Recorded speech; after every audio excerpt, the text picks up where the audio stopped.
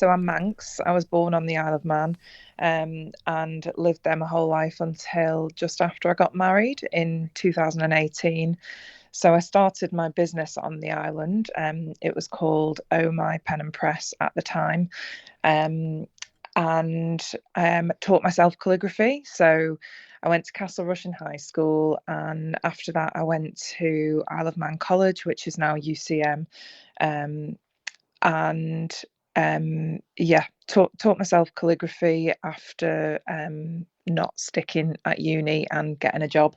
And I set up my own business and quite quickly was able to go part time and then full time when we moved to Salford. Um, so yeah, we moved to Salford for my husband's job. And yeah, we're based here now, but I'm back on the island every chance I get. I'm back over next week as well. And clearly the business going from strength to strength, because as many people Yes. might have seen, well, in the news as well, in recent weeks, Erling Haaland signing one of the longest deals in football history, certainly Yeah. in the Premier League. Tell us about Yeah. your involvement in this. What was this job you've had to do? Oh, it was a bit of a roller coaster actually. So on the Monday, the producer of the film where he's sat at the desk and he's writing his letter to the defenders, got in touch with me and said that they were looking for a calligrapher to be able to write the message, basically write the script. Um, so it's gonna appear that Erling is writing the script, which it was. Um, and it would be my writing, and then when it's live writing that would be mine as well, although obviously you can't see my hand. Um and it was an incredible experience. It was like a whole film set. Yeah, it was just brilliant. And I've got to ask, have you ever done anything like that before? No, I so my last year I started the book of remembrance for the newest RHS garden, which is 10 minutes from our house in Worsley. It's called RHS Bridgewater, and they filmed that. So that was the first sort of being live filmed calligraphy that I've done. There was some watercolor involved in that as well. So it's really nerve wracking. All of a sudden, you feel like you've forgotten how to do what you can do. Um, so yeah, so that was the first one, and then this that happened a couple of weeks ago was just incredible. I feel like I manifested it into existence. Yeah, it was a wonderful experience. I'm so thankful that they got in touch with me. It is really high profile and high Yeah. stakes, as you mentioned there. You must have been Yeah, nervous. It didn't quite go to plan, did it? it Entirely. didn't. It didn't. So Erling came in and he sat down, and I went over to show him how to hold the pen, and my pen is a right-handed calligraphy pen, although research has told me that left-handed people do sometimes use right-handed calligraphy pens as well. Just have to hold them different. But anyway, um, and he looked at me and went, "I'm left-handed." Yeah. And I was like, I looked at the producer and I was like, he's left-handed, it's never going to work.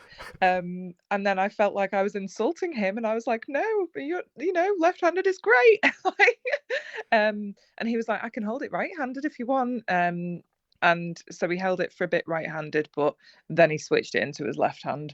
Um, and yeah, it was funny. A couple of people picked up on it on social media, sort of said he's left-handed, so where is his hand when he's writing? Which was funny because there's always one, isn't there? But yeah, it was a mild panic. Oh, sorry, that's my dog. No worries. Um, it was a mild panic, and yeah, we got over it pretty quick. It sounds like he was quite accommodating and, like you say, He was. willing to adapt. Was he a friendly He character? was. He was. Yeah, he was really friendly. He was very accommodating. He is a character. Yeah. I just got the impression that he's like, I'm here. What do you want me to do? Like, yeah. It was great. He was there for about an hour. And so, obviously, something so high profile. It's Mhm. obviously it's a one of those jobs, like you mentioned, manifesting it to happen. Yes. Any more Yeah. exciting projects on the horizon? Oh, I Exciting as in I've got live calligraphy here and there planned for the next couple of months, but not anything as high profile as that just yet. But watch this space, I'm manifesting more. And for those that are interested, Emma, in everything you do and just the art form of calligraphy, because it is, like I say, it's so unique. It is very, very rare to find a calligrapher this day and age. Where can they find more about you? So the business is called Written by Emma, and next week, actually, on the 9th of February, I'm holding some workshops at the Flower Studio in Port Erin. And then I'm holding more calligraphy workshops at the Flower Studio in Port Erin in March as well. So if they pop onto my social media, which is at It's Written by Emma on Instagram, or the website is writtenbyemma.co.uk. Everything's listed there, but yeah, Heidi down at the Flower Studio in Port Erin has got it all on her pages as well. I'm excited to hold those. They're going to be beautiful. They're Valentine's themed. How did you get into calligraphy? When did you have that first spark of inspiration? So luckily I got into it before I had children, because I think if I'd waited till after I had children, then there's no way I would have the time or the patience to get as good at it as I have managed to get. I've always been creative, but then when my husband proposed to me, I wanted to create our own wedding invitations. So what I did was decided, well, obviously I'm going to do it myself, because that's always my mindset. I'm diagnosed ADHD. I was like, yeah, I can do it. I'll do it myself. And I managed to do it. And, when you look back at those early things, you think, oh, I thought I was really good back then. And then obviously you look at where you are now. But I just think that, like, the practice of calligraphy and how quickly you can get good at it if you practice. I just truly believe that anybody can do it, which is why I love holding my workshops, because people come in and say, oh, I'm not creative. And I just think everybody can do calligraphy. You just have to put aside a little bit of time and practice at it, which is brilliant for a lot of people because it's a really mindful activity, sort of takes you out of your everyday life and just you can only focus on the strokes. So yeah, I practiced back in 2016 2017 after he proposed, and then came to fruition when I sent out my wedding invitations, and I thought, I'm going to set up a business doing this. I like doing this.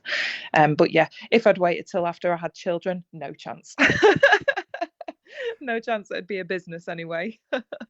And you mentioned you've got some workshops coming up. You still, it seems, have a strong connection to the Isle of Man. Oh, I just love the Isle of Man. All my family is there. I'm constantly over. I'm over 4 times, I think, before the summer, bringing one child or the other, or sometimes both. We live on the beach when we come over. Even when it's February, we go on the beach collecting shells and just soaking it in. I wish we'd stayed there really, and that the children could have grown up there. But we are where we are, and we come over as often as we can. If anybody fancies hopping on a Valentine's modern calligraphy workshop, then it's going to be on the 9th of February in the Flower Studio, and also we've got a crystal decorating workshop where it can be calligraphy or artwork on agate slices, which is going to be just gorgeous. So yeah, that's the one I'm most excited about, because everybody's going to go home with this incredible crystal to put on their walls. So yeah, if that floats anybody's boat, then I'd love to meet more people. Thank you for making it to the end of the Manx Radio Newscast. You are obviously someone with exquisite taste. May I politely suggest you might want to subscribe to this and a wide range of Manx Radio podcasts at your favourite podcast provider, so our best bits will magically appear on your smartphone. Thank you.